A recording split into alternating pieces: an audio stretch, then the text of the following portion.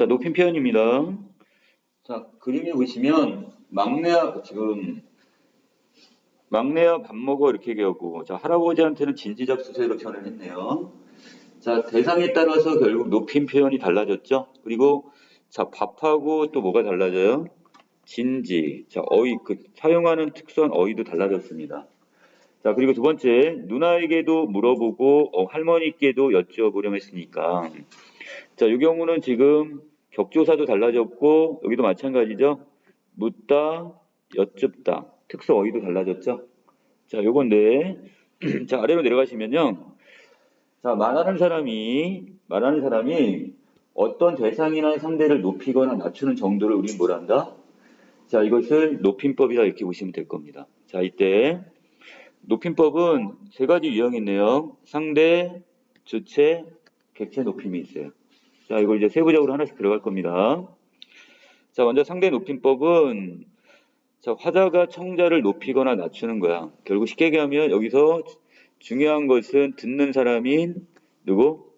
청자의 높임의 대상이 되는 거죠. 자, 그러니까 상대방을 높인다 그래서 상대 높임법입니다. 자, 여기서 지우야 버스 왔어 하고 할아버지 버스 왔어요. 이렇게 달라졌죠? 자, 이때 왔어를 썼을 때와 그 다음에 왔어요를 썼다. 이렇게 해놨는데 그 이유는 뭐 때문에 달라진 거예요? 지우, 할아버지처럼 자, 이것이 결국 높임의 대상이 무엇인지를 빨리 찾는 방법은요. 높임을 낮춤으로 바꿔보세요. 그 대상을. 자, 만약에 이거 할아버지를 만약에 친구로 바꾸면 어떻게 되겠어? 친구, 버스 왔어요. 이렇게 얘기는 안 하죠? 친구야, 버스 왔어가 되는 거니까. 아, 그렇다면 여기 있는 써요를 썼던 이유는 어요를 쓴 거는 결국 뭐 때문에? 할아버지 때문에 높였다는 걸 알 수 있죠. 아, 듣는 할아버지를 높였구나. 이게 상대 높임이 됩니다. 자, 밑으로 가시면 상대 높임을 실현하는 방법은 하나 있어요. 바로 뭐요? 종결 어미. 종결 어미니까 결국 서술어 부분을 보면 되겠네요. 서술어를 통해 높이는데 자, 여기도 아까 왔어요처럼 이게 종결 표현 부분이 되는 거죠. 자, 그래서 두 가지가 있네요. 격식체와 비격식체 두 가지가 나눠집니다. 자, 그래서 격식체는 다시 어떻게 하십시오, 하오, 하게, 해라체 이 순서대로 외우셔야 됩니다. 자, 그리고 비격식체는 해요체와 해체 두 가지로 나누게 됩니다. 자, 넘기기 전에 자, 이건 참조적으로 알아두세요. 자, 어말어미라는 것은 용언, 동사나 형용사 또는 서술격 조사 끝에 오는 어미를 어말어미라고 하고요. 자, 그 다음에 어말어미 앞에 붙게 되면 이걸 선어말어미라고 합니다. 자, 밑에 예문 가시였다라는 문장이 서술어가 있다면 자, 가다니까 가가 뭐가 되는 거야? 용언의 어간이 됩니다. 어근이면 어근 어간이에요. 자, 그런데 그 앞에 뒤에 시었다가 붙었는데 가다 하면 이때 이것이 평서형 어말어미가 되는 겁니다. 종결어미. 자, 그런데 그 앞에 붙어 있는 주체 높임 선어말어미 시나 그 다음에 여기 시제 선어말어미 어시 붙었죠. 과거 시제 선어말어미. 자, 이렇게 어말어미 앞에 붙은 어미들을 우리는 선어말어미라고 합니다. 자, 그렇다면 이거는 선어말어미가 몇 개가 붙었다는 얘기예요? 두 개가 지금 붙어 있다는 얘기죠. 되나요? 자, 뒤로 넘깁니다. 자, 그래서 우리는 격식체를 쓸 때는 언제? 격식체는 공식적이고 예의를 갖춰야 하는 상황에서 쓰는 말투고요. 자, 그리고 그 다음에 비격식체는 격식을 덜 차려도 되는 자, 비공식적인 상황에서 개인적이거나 사적인 자리에서 쓰는 게 바로 비격식체가 되겠습니다. 자, 요거를 표를 지금 밑에 왼쪽에는 지금 격식체, 비격식체를 하십시오체부터 해체까지 나눠놨는데 자, 동사는 가다를 줬습니다. 자, 그런데 이거를 자, 명령법 부분을 잘 보시면요. 이런 부분이 보일 겁니다. 자, 여기는 요 명령법 있죠? 자, 이걸 갖고 좀 설명을 드리면 자, 이걸 가다가 아니라 하다로 바꾸면 어떻게 바뀌나요? 하십시오, 하오, 하게, 해라. 그 다음에 여기서 해요, 해. 바뀌나요? 아, 그렇다면 여기 왼쪽에 있는 자, 왼쪽에 요 녀석들의 이름을 붙인 거는 뭘 보고 붙인 거야, 그럼? 요거는 결국 하다라는 동사의 명령형을 가지고 이름을 붙인 거죠. 뭔 말인지 이해되세요? 자, 그래서 이렇게 결국 하다라는 동사에서 이것을 가지고 이렇게 명령형으로 해서 이름을 붙여놓은 겁니다. 자, 그 다음에 좀 더 나가서, 자, 하십시오체를 뭐라고도 부른다? 아주 높임. 하오체를 예사 높임. 하계체를 예사 낮춤. 그 다음에 헤라체를 아주 낮춤이라고 합니다. 그리고, 자, 해요체를 두루 높임과, 그 다음 해체를 두루 낮춤의 표현이다. 이렇게 얘기를 합니다. 자, 여기서 중요한 거는, 이 두 가지죠. 여기 지금 다시 하늘색으로 정리해놓은 게 있는데요. 해체와 헤라체를 구분을 해야 될 겁니다. 자, 이때 해체에다가 요를 붙이면 뭘 만들 수 있어요? 요를 체를 만들 수 있나요? 자, 그러면 자, 여기다가 요를 붙여보면 되겠네요. 자, 그래서 가다는 가요 붙이면 위에 거 만들 수 있고요. 자, 가요 또는 가요 이렇게 해서 요자를 붙일 수 있죠. 해체인 경우는. 자, 그런데 헤라체인 간다에다가 붙여볼까요? 간다요, 가니요, 가라요 안 되죠? 아, 그렇다면 우리가 헤라체와 해체를 구분하는 방법은 뭘 갖고 구분한다? 거기다가 높임을 나타내는 요, 조사인 보조사 요를 붙여보는 겁니다. 그래서 자연스럽게 붙게 되면 그건 해체가 되는 거고요. 이게 부자연스럽다 그러면 헤라체입니다. 자, 이걸 왜 알려드리냐면 여러분 문장의 종류, 상대 높임법의 종류를 물어볼 때 깊이 들어가면 여기까지 물어본단 말이야. 자, 이게 격식체다, 비격식체다. 여러분들 해요체는 지금 높임의 표현이지만 비격식체입니다. 반대로 헤라체는 격식체의 표현이긴 하지만 낮춤의 표현이 돼요.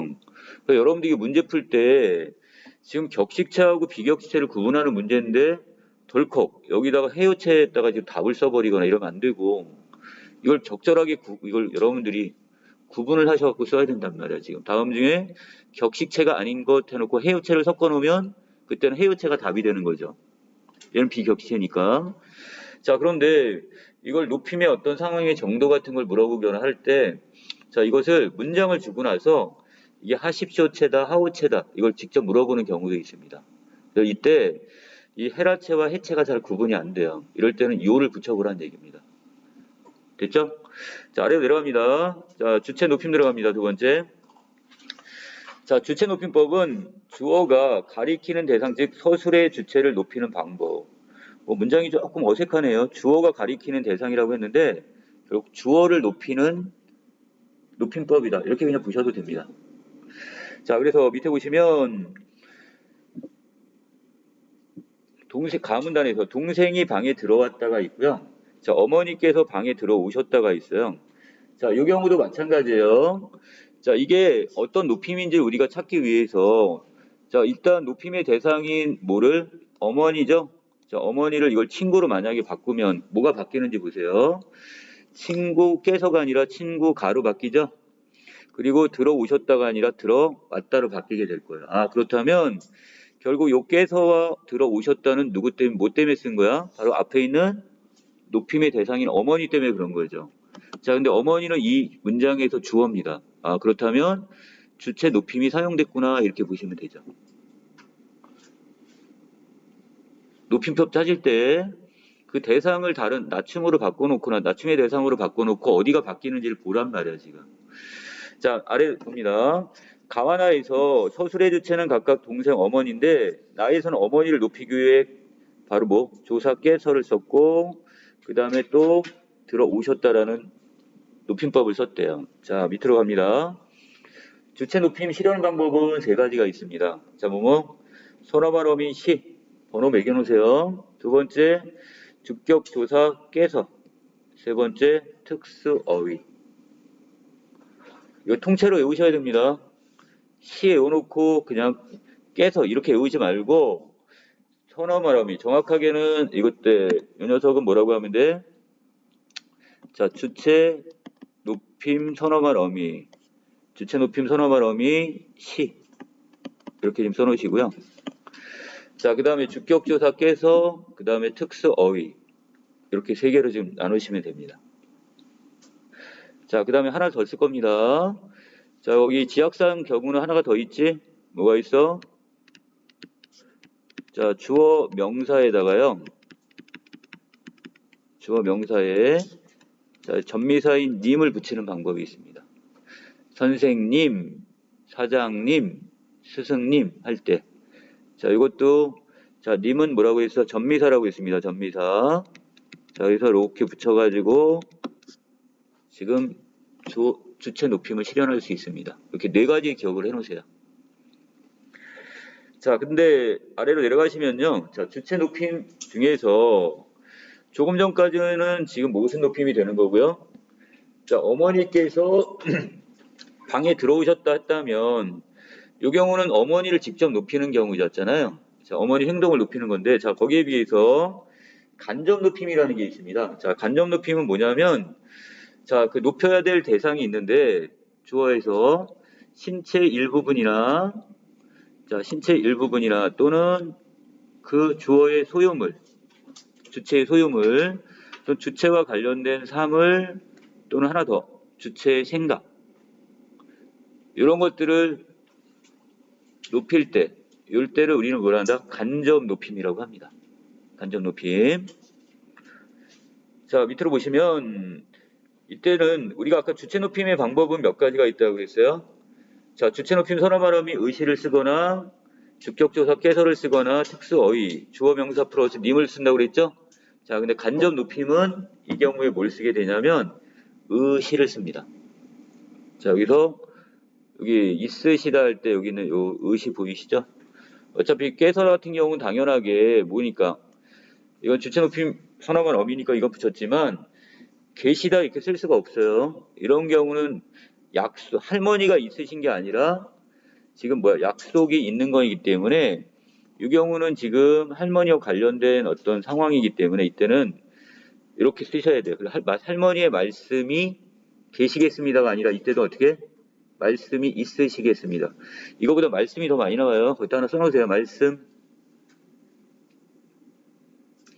자, 말씀이 있으시겠습니다. 이렇게 바꿔놓으시면 될 겁니다. 그래서 계시다 쓰면 안 됩니다. 자, 그런데 한 가지 더. 말씀은요, 두 가지 의미가 있어요. 하나는 어떤 높임의 대상이 되는 사람의 말, 어른의 말을 높였을 때도 말씀이고요. 반대로 내 말을 낮출 때도 뭐라 씁니다? 말씀을. 제 말씀 좀 들어보세요. 이렇게 씁니다. 말씀은 높임에 쓰는 것만 아니에요. 내 말을 낮출 때도 말씀을 쓴다. 이거네요, 지금. 자, 세 번째, 객체 높임으로 바로 넘어갑니다. 자, 객체 높임법은 주어의 행위가 미치는 대상인 목적어나 부사어. 자, 여기 중요한 건 목적어, 부사어입니다. 즉, 이걸 우리는 제3자, 서술의 객체라고 합니다. 객체를 높이는 방법이에요. 자, 위에 가에서는 모르는 것은 친구에게 물어봐라 이렇게 해놨는데, 자, 여기에서 뒷부분에 봤더니 여쭤를 썼는데, 자, 여기에서 여기 있는 요 녀석은 선생님께 할 때 문장의 성문이 뭐죠? 뒤에 선생님께 여쭙다니까 뭘 꾸며줘요? 서술어 용어를 꾸며주죠? 자, 그렇다면 앞에 있는 사람, 이거는 뭐가 되는 거야? 자, 부사어에 해당이 되는 거죠. 부사어. 자, 그리고, 자, 이때 선생님이 이게 어디까지 범위를 미치는지를 찾으려면 어떻게 하라고 그랬어? 선생님을 쓱 지우고 친구를 바꿔보라고 그랬죠? 그랬더니 친구에게로 바뀌었고, 여쭙다가 또 뭐로 바뀌었어? 묻다로 바뀌었으니까, 이 경우는 여쭙다라는 표현이 이것이 결국 선생님이라는 부사어 때문에 바뀌었으니까 이때는 주체 높임의 특수어휘가 아니라 뭐라고요? 이건 객체 높임의 특수어휘를 사용했다 이렇게 보시면 됩니다. 자, 아래로 내려갈게요. 자, 객체 높임법은 그래서 들이다, 모시다, 뵙다, 엽집다처럼 첫 번째 특수어휘를 사용하는 방법이 하나 이게 있고, 자, 두 번째는 부사격 조사 뭐가 있다? 깨를 사용한다. 두 가지. 이것도 번호 매겨놓으시고 통째로 외우셔야 됩니다. 자, 혹시 여기까지 질문 있나요, 지금? 자, 필기 끝났니? 됐어? 자, 그러면 시간편으로 바로 넘어갑니다. 자, 여기 보니까 기억에서 심했는데처럼 과거를 쓰기도 하고 내린 뒤, 비가 내린 뒤 오늘 아침은 그러니까 어제까지 비가 내린 거예요, 지금 현재까지. 자, 그리고 맑은 하늘이 눈부십니다 할 때 맑은 현재형. 그 다음에 눈부십니다 현재. 자, 오르겠다 get 선선했다는 과거. 그다음 없을 것으로 예상되어 한때 미래 이렇게 나타나게 되는데, 자, 이게 지금 조금 약간 어색하다고 그랬습니다. 자, 보시면 어떤 동작이나 상태가 과거, 현재, 미래 중 언제 일어났는지를 우리가 언어적으로 표현하는 걸 뭐라고 한대요? 시제라고 합니다. 일단 시제. 자, 이때 시제는 화자가 말하는 시점을 우리는 발화시라고 하고요. 거꾸로 동작이나 상태가 일어나는 시점을 우리는 사건시라고 합니다. 자, 사건이 일어난 시간이냐 아니면 말하는 시간이냐 발화시 이렇게 구분을 하시면 돼요.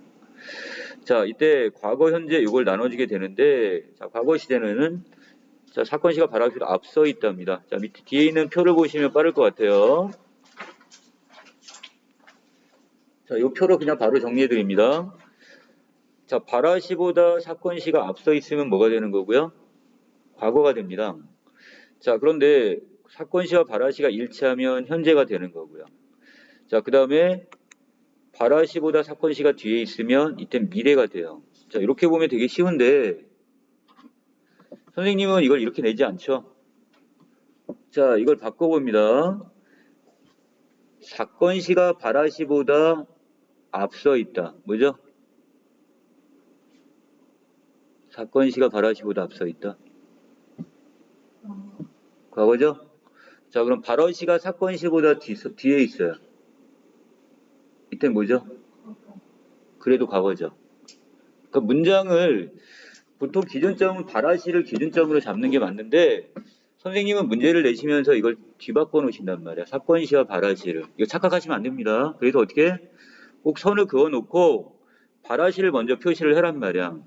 자, 발화시를 표시해 놓고 사건이 앞서 있는지 뒤에 있는지를 찾아 놓으셔야 돼요. 그래야지 여러분 이거 안 헷갈립니다. 자, 아래로 내려가시면 자, 각각 왔다, 과거, 온다, 현재, 오겠다, 미래 이 형태로 지금 써놨는데, 자, 여러분들이 제일 헷갈려야 할 부분이 바로 이 부분이 될 겁니다. 지금. 자, 과거 시제는 왔다처럼 동사의 어간에다 뭘 붙인대요? 선어발음이 아시나 엇을 붙입니다. 그리고 뭐를 붙일 수도 있다고요? 예, 더를 붙일 수도 있습니다. 더. 자, 그러면 형용사는 안 되나요? 순이는 초등학교 때 예뻤다. 돼요, 안 돼요? 되죠? 자, 그럼 형용사인 경우도 엇을 붙일 수 있습니다. 근데 여기서 이제 동사만 써놨는데 동사나 형용사의 어간에다가 이걸 붙여가지고도 만들 수가 있습니다. 자, 그런데 지금 노란색으로 제가 뭐라고 해놨냐면 선어말 어미라고 해놨어요. 자, 아까 얘기했었죠? 선어말 어미는 어디에 붙는 거야? 어말 어미 앞에 있는 게 선어말 어미입니다. 그래서 서술어 부분에서 찾아야 되는 게 선어말 어미예요. 자, 그런데 관형사형 어미 같은 경우는 어디? 얘는 체온을 꾸며줘야 되기 때문에 이 경우는 지금 어떻게 선어말 어미하고 다리 구분해놔야 돼요. 지금 여러분들이 두 개를 구분을 못해요. 지금. 자, 관형사형은 동사의 경우는 동사 어간에다가 은이나 던을 붙이게 되고요. 자, 형용사나 서술격 조사의 경우에는 던만 붙일 수 있습니다. 은 못 붙여요. 자, 쉽게 동사 먹다를 갖고 여러분들이 붙여보고, 자, 형용사 예쁘다를 놓고 거기다 직접 붙여보세요. 먹은, 먹던 이렇게 할 수는 있지만 거기에 비해서 여기 있는 만약에 형용사 예쁘다에다가 은을 붙이면 어떻게 돼요? 예쁜 순이. 이 경우는 현재형이 돼버립니다. 그래서 못 붙여요. 그래서 이걸 외울 때 여러분들이 동사, 형용사 직접 먹다, 예쁘다를 놓고 나서 거기다 대입해 놓으면서 외우시란 말이야. 자, 그리고 그럼 여기서 뭘 예뻤던 이건 되네요. 그래서 던을 붙일 수는 있습니다. 자, 현재 시제 갑니다. 현재 시제는 온다처럼 동사의 어간에 소나말 어미를 붙일 때는 은이나 는을 붙일 수 있습니다. 자, 그리고 형용사나 서술격 조사인 경우에 소나말 어미는 기본형을 그대로 어떻게 한다? 기본형으로 예쁘다 이렇게 그냥 오죠? 자, 기본형이 바로 여기 또 학생이다. 이것처럼 형용사와 서술격 조사 이다인 경우는 기본형 자체가 이게 현재형입니다. 자, 그 다음에 관형사형으로 만들 때는 동사는 먹는 되죠? 그 다음에 형용사나 서술격 조사 이다의 경우는 자, 여기 어떻게 예쁜 이렇게 오는 게요. 여기서 관형사형 어미는 자, 마지막 미래 시제인 경우 자, 오겠다처럼 동사의 어간에다 뭘 붙인대요? 소나무만 어미 get을 붙입니다. 또는 여기다 리를 붙일 수도 있어요. 자, 이때 get 대신에 리을 것이를 사용할 수도 있습니다. 자, 세 가지 방법이네요. get 또는 뭐뭐 하리라 리, 자, 그 다음에 리을 것, 뭐뭐 할 것이다 이 형태로. 자, 이때 이건 동사 형용사 구분 안 하는데 그 다음 관형사형으로 쓸 때도 마찬가지 리을, 은는을 더니 리을을 붙일 수, 이걸 붙일 수가 있습니다. 자, 여기까지인데 자, 또 한 가지 더 볼게요. 특히 여러분 조심할 게 하나 있어요.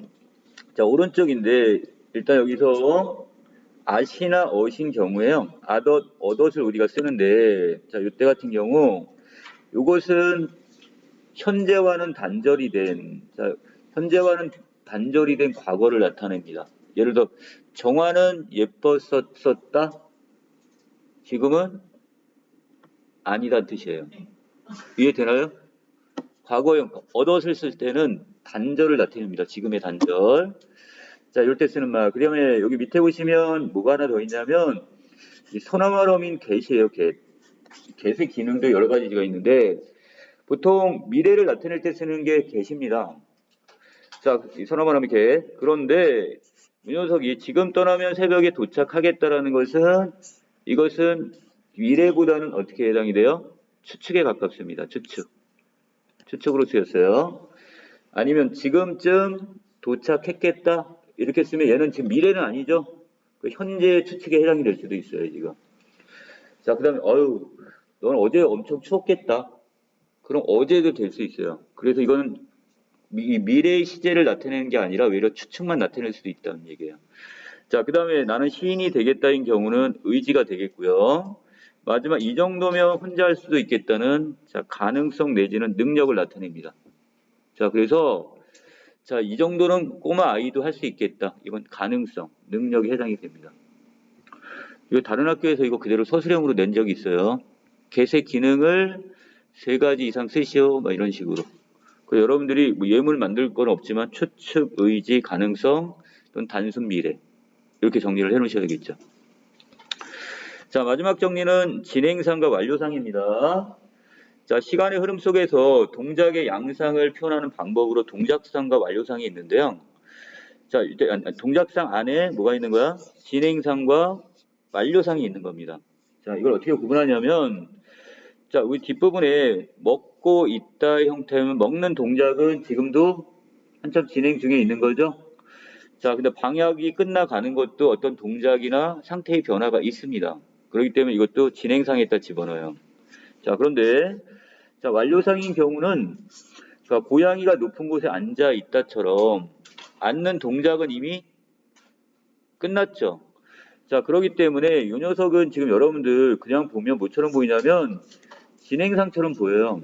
하지만 진행상이 아니라 뭐라고 이거는 완료입니다. 뭐를 보는 거라고요? 동작 자체를 보는 거야. 앉는 동작은 이미 끝났기 때문에 자, 철수가 의자에 앉아 있다. 이거는 진행형이 아니라 완료상으로 보이셔야 됩니다. 자, 그리고 버리다. 자, 먹는 동작은 이미 다 끝나버렸다는 얘기죠. 자, 이렇게 해서 우리가 완료상을 표현할 수도 있습니다. 자, 여기까지 마무리해가지고 좀 정리했고요. 자, 각자 질문 받습니다.